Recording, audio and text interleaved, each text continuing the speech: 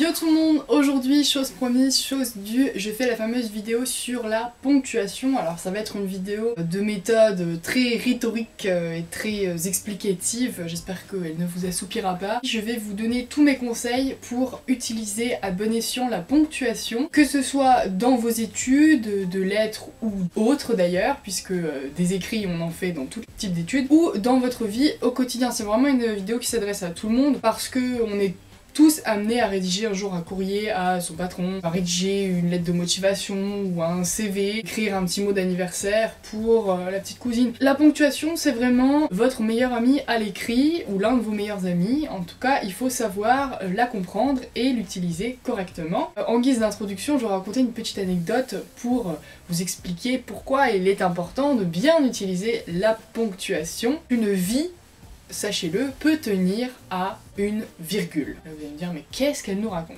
Alors la légende raconte que, à l'époque je sais plus quel tsar c'était, mais un tsar de Russie, on va dire, avait condamné un homme à mort. Sa femme, l'impératrice de Russie, donc était tellement empathique par rapport à ce condamné à mort qu'elle a envoyé un message à celui qui était chargé en fait d'exécuter les condamnés. Ce message contenait l'intitulé suivant qui était « Pardon impossible à envoyer en Sibérie ». Ce message, sachez que selon où on place la virgule, épargne ou non le condamné, parce que selon où on place la virgule, le condamné va être envoyé dans les camps de travaux forcés en Sibérie et probablement y mourir, ou non. Alors si vous placez la virgule juste après pardon impossible, donc vous avez un premier groupe syntaxique qui est pardon impossible, et un second groupe syntaxique qui est à envoyer en Sibérie, donc dans ce cas-là, le condamné va bel et bien en Sibérie y finir ses jours, donc pardon impossible, sous-entendu il est impossible de pardonner ce condamné,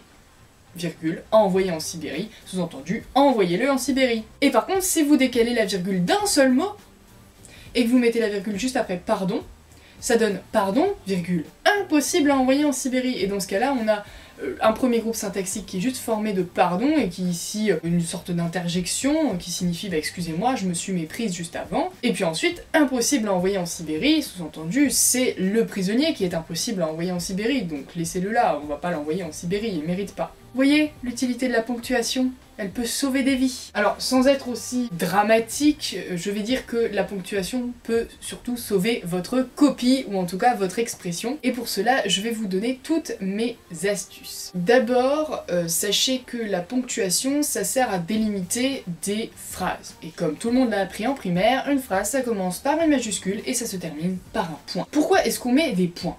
Eh bien tout simplement pour respirer. Parce que si vous commencez une phrase et que vous mettez jamais de point, jamais de virgule, ça fait des phrases à la Claude Simon dans l'Acacia, qui font 30 pages, et finalement vous n'avez plus de souffle, et vous ne savez plus où est le sujet, où est le verbe, où est le complément. À quoi sert la ponctuation? Elle sert à distinguer les groupes syntaxiques, les groupes logiques, si vous voulez, au sein de la phrase, et elle donne du sens et de la respiration. C'est pourquoi il faut toujours commencer sa phrase par une majuscule, même quand c'est pas un nom propre, que c'est un article, mettez une majuscule. Si vous commencez vos phrases sans majuscule, c'est déjà des points en moins, parce qu'on a l'impression que vous avez juste la flemme de faire une majuscule et que vous en avez rien à faire de votre correcteur ou de la personne qui vous lit. Ensuite, il faut mettre des points. Une phrase qui fait plus de 3 lignes, je le répète assez souvent dans mes vidéos, ce n'est plus une phrase, c'est un monstre. C'est-à-dire qu'on n'arrive plus à voir le début de à dépêtrer le début de la fin, à voir où on en est. Alors ensuite, on va parler des signes diacritiques, c'est un terme savant pour dire les accents. Pourquoi s'il y a des accents sur certains E? Pourquoi il y a un point sur le I? Pourquoi il y a un point sur le J? Et bien tout simplement, ça sert à bien distinguer ces lettres, et à bien distinguer aussi la prononciation de certaines de ces lettres. Par exemple, l'accent grave ou aigu, ce sont des accents qui sont super importants pour savoir si on prononce un E fermé, et, ou un E ouvert, E. Les accents, c'est important pour bien reconnaître le mot à l'écrit et pour à l'oral bien le prononcer. Moi j'en ai marre des copies qui ne font pas l'effort de mettre les accents, ou qui font même pas l'effort de mettre les points sur les i. C'est le cas de le dire, c'est devenu une expression.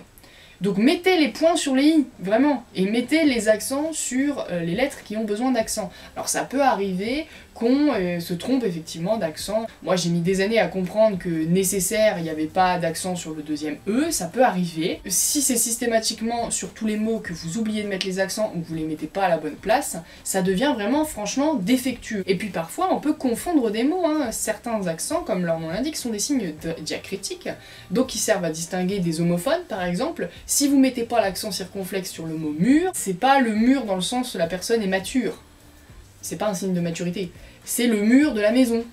Il faut bien faire attention à ça. De la même manière, si vous oubliez de mettre un accent sur le mot sur, c'est une préposition qui signifie sur quelque chose, au-dessus de. Par contre, si vous mettez un accent, ça veut dire sur dans le sens sûr et certain. Vous voyez, ça n'a pas du tout le même sens. Donc faites bien attention parce que ces accents, ils peuvent tout bousculer dans votre phrase. Il y a plein de petits mots grammaticaux, par exemple les prépositions, le fameux A. On vous a tant répété cette règle d'orthographe, le A avec accent, le A sans accent. Ça veut pas du tout dire la même chose. Le A sans accent, c'est le verbe avoir, et le A avec accent, c'est la préposition à. Les mots qui reviennent souvent avec des accents mais que vous avez du mal à orthographier, les accents ne sont pas accessoires. Alors ensuite, parlons de la fameuse virgule dont je vous ai parlé en introduction, en lien avec le point-virgule et les deux points ainsi que les tirets. Quand utilise-t-on chacun de ces signes? Alors le point, en général, juste le point, c'est le signe de ponctuation le plus fort et le plus neutre. Il sert vraiment à terminer une phrase. Ensuite, vous allez avoir des degrés intermédiaires de ponctuation. Par exemple, les deux points, qui, à un moment donné de la phrase, vont marquer une pause, non pas une pause pour reprendre ses esprits, mais une pause explicative. C'est-à-dire que les deux points vont ouvrir par exemple une énumération qui va expliquer le terme d'avant. Donc quand vous mettez deux points, souvent c'est pour amener une explication après les deux points de ce qu'il y a avant les deux points.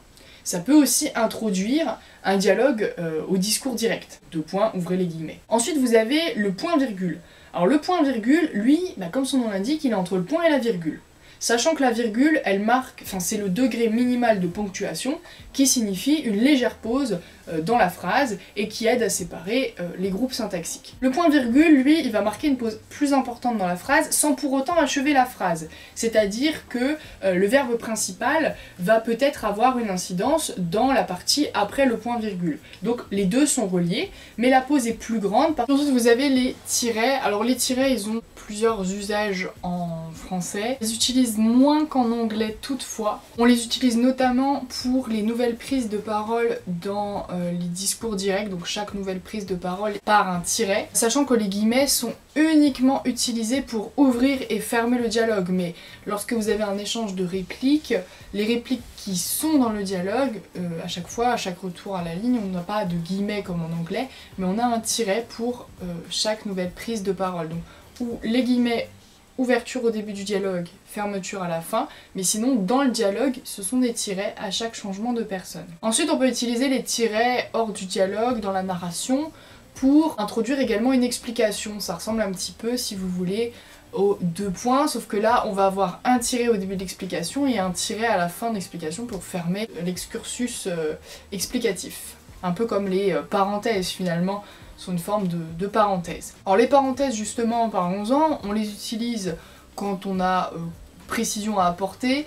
Je dirais que dans des copies, évitez d'utiliser des parenthèses si ce n'est pour les dates, parce qu'en réalité, ce qui est entre parenthèses, ça veut dire que vous n'accordez pas beaucoup d'importance. Tout ce qu'il y a dans votre copie doit mériter de l'importance, donc évitez les parenthèses. Les crochets, attention, ce ne sont pas des parenthèses, on utilise uniquement les crochets quand on modifie l'intérieur d'une citation et qu'on rajoute ou qu'on modifie un petit mot pour que ça rentre mieux dans notre explication et dans notre expression globale. Et on peut utiliser aussi les crochets quand on tronque une citation, et entre crochets on met 3 petits points. De la même manière, je parlais des guillemets.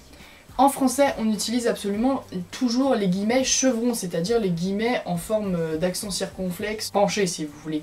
Alors qu'en anglais, on va utiliser les guillemets apostrophes, enfin moi je les appelle comme ça mais ça doit pas être le nom technique. Ça c'est uniquement en anglais. Donc en français, on utilise bien les guillemets chevrons. Parler de la relation entre l'écrit et l'oral du point de vue de la ponctuation. S'il y a des signes de ponctuation, ça veut dire aussi que votre lecture, quand vous lisez un texte à l'oral, doit prendre en considération cette ponctuation. Trop d'élèves, et même des gens dans le supérieur, font des lectures monotones, ne mettent pas le ton, mais ne font même pas finalement attention à la ponctuation, alors que c'est la ponctuation aussi qui va permettre de donner vie à la lecture. Si vous lisez tout sur le même ton monocorde sans jamais vous arrêter, on va vite déjà ne pas comprendre. Donc, quand il y a des pauses, faites bien des pauses, faites bien la différence entre une petite pause comme une virgule et une grosse pause comme un point, et mettez aussi le ton quand il s'agit de points d'exclamation ou de points d'interrogation, où là, la voix va monter lorsqu'on pose une question ou qu'on manifeste sa surprise, tandis qu'un point neutre, là on va plutôt avoir une voix qui va descendre. Par exemple, où vas-tu? Vous voyez, le tu à la fin est vraiment très élevé, très accentué, alors que je me demande où tu vas, là on est dans une affirmation, la voix descend.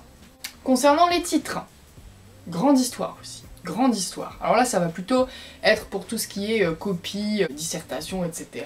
Lorsque vous êtes dans le milieu scolaire, on souligne les titres d'œuvres. Toutes les œuvres, quelles qu'elles soient, hein, que ce soit une œuvre littéraire, picturale, cinématographique, les titres de peinture, les titres de films, les titres de séries, les titres de spectacles, tout, vous soulignez tout. Attention! Attention! On ne souligne pas les titres de chapitres, ni les sections de recueil, ni les titres de poèmes. Tout ça, c'est entre guillemets chevrons. On ne souligne uniquement que le titre de l'ouvrage en entier. Et on ne souligne pas le nom de l'auteur. Hein. Le nom de l'auteur, c'est majuscule, au prénom, au nom de famille, mais sinon on souligne rien du tout. Vous pouvez éventuellement mettre le nom, enfin le prénom d'un auteur juste avec l'initiale, c'est-à-dire si par exemple le monsieur s'appelle Friedrich Nietzsche, vous pouvez juste mettre F. Nietzsche ou Nietzsche si la personne est décédée et qu'elle est suffisamment connue, on peut mettre juste le nom. En revanche, s'il s'agit d'un critique encore vivant, on va s'efforcer de mettre au moins l'initiale de son prénom. Et je vais finir cette vidéo sur l'aération de votre copie. Alors qu'est-ce que j'appelle l'aération de votre copie? C'est tout ce qui est saut de ligne et paragraphe. Alors, dans une dissertation, je vais me calquer sur le modèle de la dissertation, il faut faire des paragraphes, parce qu'on va pas tout lire d'un bloc monolithique, et à chaque nouveau début de paragraphe, que ce soit dans une dissertation ou dans tout autre type d'écrit, on fait ce qu'on appelle un alinéa. Un alinéa, c'est toujours 2 carreaux, c'est pas 1 carreau, 3 carreaux, 4 carreaux, c'est 2 carreaux. Donc ça c'est à chaque nouveau paragraphe. Vous n'êtes pas censé sauter des lignes à chaque nouveau paragraphe. Quand vous êtes dans une grande partie, on ne saute pas de ligne. Mais quand on revient à la ligne pour arriver à une nouvelle sous-partie, là on fait juste un alinéa pour signifier que c'est une nouvelle sous-partie. Par contre, entre l'introduction et le développement, ainsi que entre le développement et la conclusion, comme ce sont de grosses parties bien différentes, on va sauter plusieurs lignes. Moi j'ai tendance à en sauter 3, mais vous pouvez aller jusqu'à 4 pour vraiment bien espacer votre copie. En revanche, entre les parties, donc au sein même du développement, on va faire des écarts plus petits, 1 ou 2 lignes. Voilà, je pense que je vous ai donné à peu près toutes mes indications sur la ponctuation. Alors c'est absolument pas exhaustif, j'ai sûrement oublié des signes de ponctuation, j'ai sûrement oublié certains éléments. Alors n'hésitez pas si c'est le cas à me le dire en commentaire, ou à compléter d'ailleurs, parce que je me surprends à voir que certains de mes abonnés ont des connaissances vraiment très intéressantes que je n'ai pas forcément moi-même. Donc n'hésitez pas aussi à partager vos conseils pour bien manipuler la ponctuation dans une copie ou même dans n'importe quel type d'écrit. Et n'oubliez pas, la ponctuation, ça peut sauver des vies. En tout cas, ça peut sauver votre copie. Quant à moi, je vous retrouve pour une prochaine vidéo.